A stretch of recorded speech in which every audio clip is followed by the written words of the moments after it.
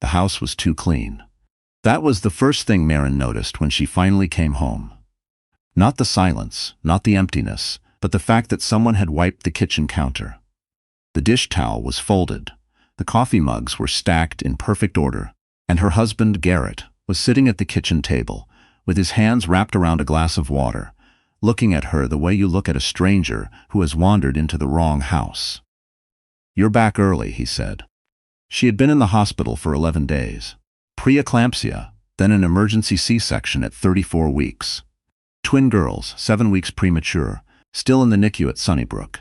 She had taken a cab home to get more clothes, more things, to try to sleep in her own bed for one night because the fold-out chair in the NICU was slowly destroying her spine.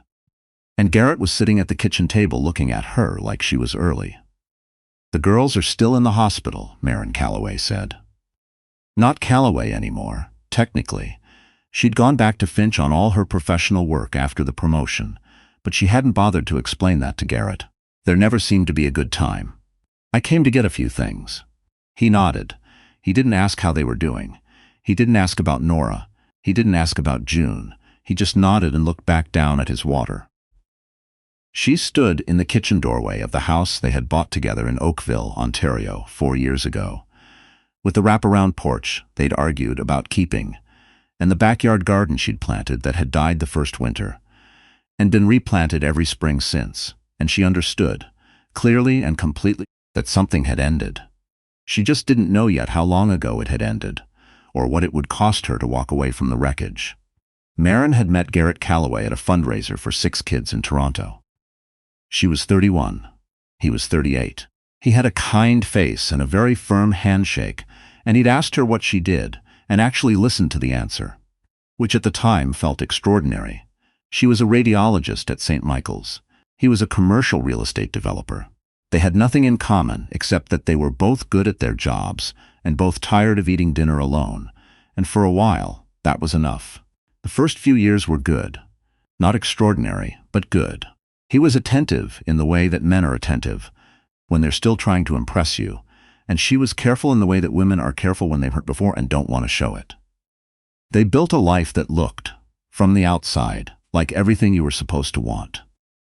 The house, the renovation, the dinners with other couples in Etobicoke and Mississauga, the trip to Portugal they posted on Instagram and then barely spoke for most of. She found out she was pregnant at 35. Twins, her OB said at the 8-week ultrasound, and Maren had laughed out loud because it seemed impossible, and then looked over at Garrett, who was smiling the smile of a man doing calculations he hadn't finished yet. He came to 3 of the prenatal appointments. He stopped coming after the one where the OB explained what a twin pregnancy would mean for her body, her schedule, her leave from work. He started working late after that, then later. Then he'd come home after she was asleep and leave before she woke up, and for a while she convinced herself it was a phase, that he was scared, that men sometimes got scared. He wasn't scared. He was with someone named Kelsey. She found out the way women always find out, not from a confession, not from a confrontation, but from a stupid, careless mistake. A confirmation email for a restaurant reservation that came through on the shared household iPad, Il Molino. Table for 2. February 14th. She had been 32 weeks pregnant and had spent Valentine's Day eating leftover soup by herself because he said he had a client dinner. She didn't say anything that night. She didn't say anything the next morning. She went to work, and she read imaging reports, and she drove home in the dark, and she sat in the car in the driveway for 40 minutes trying to figure out what you do when the floor falls out. What she did was wait. Not out of weakness. She understood later that people mistook her stillness for passivity, but it wasn't that. She was a radiologist. She was trained to look at what was there, not what she assumed. She needed to understand the full picture before she moved. The full picture, when it came into focus, was worse than she'd expected. 2 days after she came home from the hospital, she found the folder. She hadn't been snooping. She'd been looking for the Sunnybrook parking pass, which she'd left in the car and which Garrett had apparently moved for reasons she couldn't begin to explain. The folder was in the glove compartment, cream-colored, from the office of someone named Devereaux Liang, family law. She sat in the passenger seat of her own car in her own driveway and read it twice. He was filing for divorce. That wasn't surprising. What was surprising was the rest of it. A financial summary that didn't include her name on 3 of their joint accounts. An asset disclosure that undervalued the Oakville house by roughly $200,000. And a custody arrangement that proposed she receive limited access to Nora and June, pending a parenting capacity assessment. Parenting capacity. For the woman who had spent 11 nights in a hospital chair learning the nurses' names, memorizing her daughter's vital signs, asking every question she could think of because she wanted to be ready for everything. Limited access. There was a photograph clipped to the last page, not of her, of Kelsey. Kelsey Marsh, the folder named her, and Garrett, at what looked like the distillery district. It was winter. He had his arm around her. Kelsey was laughing. Garrett was looking at the camera with the expression of a man who thought he'd already won. Maren put the folder back exactly where she'd found it. She went inside and made coffee and called her sister in Sudbury. "I need a lawyer," she said when Diane picked up. "A good one. Not someone who's going to tell me to be reasonable."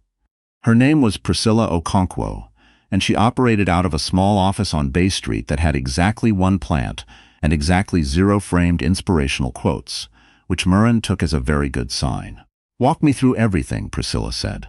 "And don't edit yourself." So Maren did. She talked for almost 2 hours. She talked about the restaurant reservation, and the folder in the glove compartment, and the 3 accounts she couldn't access, and the parenting capacity assessment. She was already being set up to fail. She talked about the 11 days in the hospital and the fact that Garrett had visited the NICU exactly twice, both times for less than 20 minutes, and that both times he'd looked at the isolettes containing his daughters with the polite discomfort of a man visiting an acquaintance in a hospital wing he'd rather not be in. Priscilla took notes. She did not look alarmed. She looked, if anything, focused. "He's moved faster than he thinks he has," she said, "and slower than he needed to." What she meant, Maren came to understand, was this. Garrett had started the legal process early enough to feel confident, but not early enough to have covered everything. The 3 accounts he'd quietly restructured. She had records of them from a joint tax filing 14 months ago. The house valuation he'd undercut. She had the appraisal from their refinancing in 2023. The parenting capacity argument. It would collapse. The moment a judge looked at the NICU logs, the nursing notes, the 2 pages of questions Maren had typed up for the neonatologist, and the developmental pediatrician and the occupational therapist. "He's been planning this since before the girls were born," Maren said. "Almost certainly." Priscilla set down her pen. "The question is whether you want to fight it or whether you want to end it." "I want it to be over," Maren said. "But I don't want to lose my daughters to a man who has never once asked me how they are." "Then we fight," Priscilla said. "But we do it carefully." The hardest part was not the legal strategy. The hardest part was going home. She was still in the house in Oakville, because leaving would have looked, Priscilla explained, like she was abandoning the matrimonial home, which would complicate the asset division in ways neither of them wanted. So she stayed. She moved her things into the guest room. She made coffee in the morning and avoided the kitchen when Garrett was in it.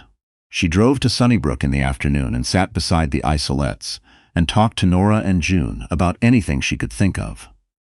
The drive over, the maple tree in the hospital courtyard, the names of their nurses, a podcast she'd listened to about migratory birds. Garrett was gone 4 nights out of 7. She didn't ask where, she already knew. What surprised her was the coldness of it. She had expected anger, from him, from herself, but what she got instead was a kind of clinical distance, like they were 2 people sharing a waiting room for an appointment neither of them wanted. He would nod when she passed him in the hallway. She would say good morning. They ate at different times. They watched different televisions in different rooms. Once, he said, "How are the babies?" And she stopped walking and turned and looked at him for a long moment before she answered. "They're fighting," she said. "They're doing really well, actually." He nodded. He went back to his phone. She went upstairs and sat on the edge of the guest room bed and stared at the floor until she felt steady enough to move again. And then she picked up her phone and called her colleague Bridget. Dr. Bridget Nakamura, who worked in pediatric radiology, and who had been checking in on Nora and June informally since the beginning, because that was the kind of person she was. And she talked for a while, not about Garrett, just about the girls. what Nora's newest vital signs looked like, whether June's feeding tube could come out next week. Small concrete things that she could hold on to. That was how she survived it. Small concrete things. 6 weeks after the girls were born, they came home. Not to Oakville. Maren had found an apartment in Etobicoke. 2 bedrooms, 3rd floor, a balcony that got afternoon light. And Priscilla had filed an emergency motion for exclusive possession of the marital home pending resolution, which Garrett's lawyer had opposed and the court had denied. Which meant Maren was temporarily in the apartment, and Garrett was temporarily in the house, and nobody was happy about any of it except possibly Kelsey, though Maren had stopped spending much energy thinking about Kelsey. She wasn't the problem. She was a symptom. The apartment was small. The cribs took up most of the 2nd bedroom. Maren had ordered everything in pieces and built it herself over 2 evenings, while her sister Diane stayed with the girls, and when it was done she stood in the doorway and looked at the 2 small beds and the second-hand dresser and the mobile she'd hung from the ceiling bracket. Little silver birds, turning slowly in the draft from the baseboard heater, and she felt something she hadn't felt in months. Something that was the opposite of the clean kitchen and the folded dish towel and the glass of water. Her mother came from Hamilton for the first 2 weeks. Then Diane came back. Then Maren's colleague, Dr. Reena Chaudhary, who had just finished her mat leave herself, and who dropped off a casserole every Tuesday for 6 weeks without being asked, without expecting anything back, without making it into a bigger gesture than it was. Just a casserole. Every Tuesday. She had not understood before this how much it would matter to be on the receiving end of something small and consistent and unconditional. She filed that away, too. The hearing was on a Tuesday in March. She had been up since 4:30, not anxiously. She had done everything she could do. And Priscilla had told her, very clearly, that the court had seen Garrett's filing and had noted certain inconsistencies that they would be addressing. She was up because Nora had been up, and then June had been up, and by the time everyone was fed and settled, again it was 5:15, and the sky outside the balcony was doing that thing it does in early March in Ontario, where it's not quite dark and not quite light, and the snow on the rooftops has gone gray and flat. She made coffee. She fed the girls. She got dressed in the suit she'd bought specifically for this. Dark navy, which Priscilla had suggested because it was authoritative without being aggressive. And she drove downtown with the city still half asleep around her. The courtroom was smaller than she'd expected. She'd done her imaging training in hospitals where everything was large and institutional and faintly ominous. And she'd expected something similar, but it was just a room. Wood paneling. Fluorescent lights that buzzed almost imperceptibly. A row of chairs along the wall. Garrett was already there. He was wearing a gray suit she recognized. He'd bought it for a charity gala 3 years ago, and she'd told him it made him look like a person who made good decisions. He did not look at her when she sat down. His lawyer, a man named Terence Webb, who Priscilla had described as effective but overconfident, was arranging papers. Kelsey was not there. Maren had expected her to be there and had prepared herself for the sight of her, but she wasn't, which told Maren something she filed away without fully examining. Priscilla sat beside her. Ready? Yes, Maren said, and she was. It took 2 sessions. The first session, the judge, Justice Oyalaran, a woman with reading glasses on a beaded chain and an expression of absolute neutrality, reviewed the financial disclosures. Terence Webb argued, with confidence, that Garrett's restructuring of the accounts had been a standard precautionary measure during a period of marital uncertainty. Priscilla produced the tax filing from 14 months ago, the refinancing appraisal, and a timeline she had assembled showing when each account had been restructured relative to when Garrett had first consulted with his lawyer, which appeared to be 9 weeks before Maren's water broke. There was a pause in the proceedings that was brief but very clear. In the second session, the parenting capacity argument came up. Terence Webb presented it carefully, framing it as a genuine concern for the welfare of 2 premature infants in a high-stress situation. Justice Oyalaran asked, in a tone that was still neutral, but had acquired a certain precision, what evidence supported the concern. Priscilla submitted the NICU logs. 41 nursing notes documenting Maren's presence, her questions, her responses to her daughter's needs over the course of 11 days. She submitted Dr. Nakamura's informal observations. She submitted the records from Maren's family doctor. who had seen her twice during the pregnancy at her own request for screening relating to perinatal anxiety, which she had disclosed and managed, and which her doctor had noted was being handled with impressive proactivity. And then Priscilla submitted the NICU sign-in records for Garrett Calloway. 2 visits, 19 minutes and 23 minutes respectively. The room was very quiet. Justice Oyleron looked at the records for a moment. Then she looked at Terence Webb. "Counsel," she said, "does your client wish to amend the parenting capacity submission?" Terence Webb spoke to Garrett for 45 seconds in a low voice. Then he stood and said that the submission would be withdrawn. It was over 3 weeks later, in a settlement meeting that lasted less than 2 hours. Maren got the Oakville house, which they would sell, with proceeds divided equitably after the corrected valuation. She got primary residence of Nora and June.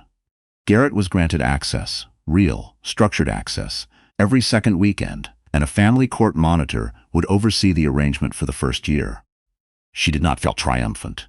She had expected to feel triumphant, or at least relieved. But what she felt sitting in Priscilla's office afterward was something quieter and less dramatic. She felt tired. She felt like a person who had been holding something very heavy for a very long time and had just been allowed to set it down. "That's normal," Priscilla said when she said this out loud. "It passes."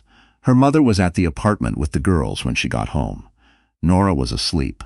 June was awake and unhappy about it, doing the low-grade continuous grumble that she'd been doing for the past week that the pediatrician had diagnosed as garden variety gas, and which Maren had taken to calling her editorial. She picked June up and held her against her shoulder and walked around the apartment in small, slow circles the way she'd learned. 2 in the NICU, when June was still too small to be held for very long, and every minute had felt like a gift that might be taken away. Her mother stood in the kitchen doorway watching. "How did it go?" her mother asked. "Fine," Maren said. "It went fine." June made a sound against her shoulder that was half complaint and half something else. Resignation, maybe, or just the simple animal comfort of being held by someone familiar. Maren pressed her cheek against her daughter's head. Outside, it had started to snow. Not the gray flat snow of early March, but the real kind, clean and thick, and coming down through the afternoon light in long, unhurried lines. Through the balcony window, she could see it settling on the railing, on the rooftops across the street, on the maple tree in the courtyard below that would be bare for another 2 months, and then, one morning, would not be. She thought about the garden in Oakville, about replanting it every spring, about the particular stubbornness of doing something again and again that hadn't worked the last time. Because you believed, for whatever reason, that the conditions might be different now. The conditions were different now. She held her daughter and watched the snow and let herself, for the first time in a very long time, not be anywhere else but here.